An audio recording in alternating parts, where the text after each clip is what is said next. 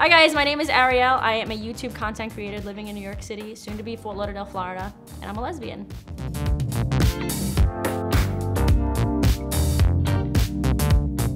I first started YouTube back in 2009. I'm like the OG YouTube lesbian.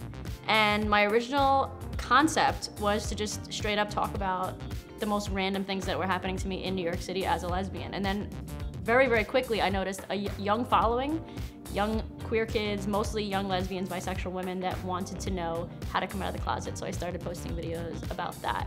I think there are more kids coming out of the closet now than ever before, and I think people think that it's a trend, but really I think it's because we're more visible than ever before, and I think YouTube does play a major, major, major role in that, and people don't know that until they actually get involved in the LGBT YouTube community. And they say, oh my God, there's all these different people of all these different identities from all over the world, so clearly it's not just like a hipster New York City thing. There's gay people in Asia that make videos, there's gay people in South Africa that make videos. I think being a professional and being in the public eye on YouTube has affected me in many different ways. The main way, I would say, is that I don't let criticism of any kind, whether it's negative or positive, affect my self-worth. I tend to say what most people are thinking. And I think that people will either love me or hate me for that. And either way, that's on them. It doesn't affect my own worth. It doesn't affect my own value. It's only going to make me more happy for knowing that I'm living and talking my truth to the world. The SJW community has gone too far in a number of ways. Number one, the victim mentality and the idea of a safe space has now become so monstrous in the identity of itself that they are no longer taking responsibility for their own feelings. And that's basically the same mindset an abusive boyfriend or girlfriend would have. It's your fault that I feel sad. No, it's your fault that you feel sad. You have to be in control of your own life and your own feelings, and no one else is responsible for that but you. In regards to speaking their mind, I think freedom of speech comes into play here. I think everyone should be able to say how they feel, the same way I should be able to say how I feel. I don't hate them for disagreeing with me, but I hate them for saying that I'm an asshole for disagreeing with them. Does that make sense? I never say that they're assholes or that they're stupid or whatever. Everyone has their own opinion. It's just a matter of being okay with talking about these topics that are in fact very difficult things to talk about.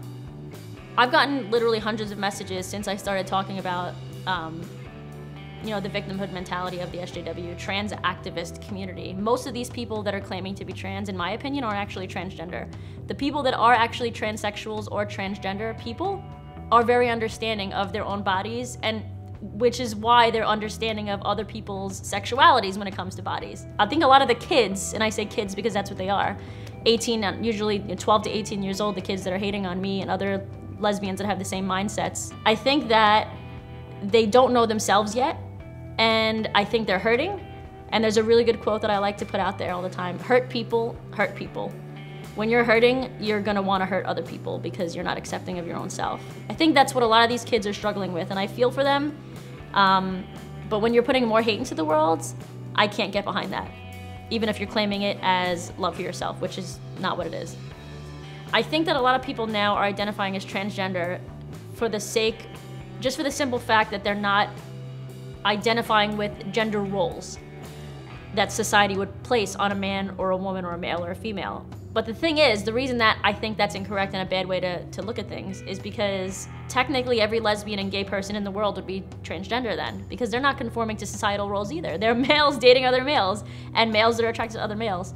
So I think that transgender does need to have a set specific definition. In my opinion, somebody that has gender dysphoria, if you're gonna identify as genderqueer or whatever, that's fine. That should be a completely different topic and not lumped in with the transgender community, especially since a lot of people identifying as trans don't have gender dysphoria now, which is the whole point of the transgender movement, to be able to get medical treatment, to be able to have rights just for simply being who they are. The point of labeling anything, this is a chair, right? You understand that this is a chair because it serves a function as something to sit on. And when you change the label to mean something other than that, how are you going to protect said thing? If you can't define womanhood or being a woman, how can you have laws that are protecting said thing if it could be anything or nothing? And that's when I start having issues with people just identifying with something just to identify with it. I think that when it comes to trans people, I think that you obviously can identify as a woman however you look, however you feel, however you dress, however your body is intact. Whether it's male or female body, you can identify as such. But I don't think people that are transgender know what it feels like to live as a woman until society views you as such, and that comes with passing. And I think that's a topic that no one really has talked about yet, which I'm going to discuss soon on my channel. 99% of the people that hate on me did what you just did and fucked the definitions up, which is understandable because people usually consider male men. But that's the whole point of what transgender is that gender and sex aren't the same thing.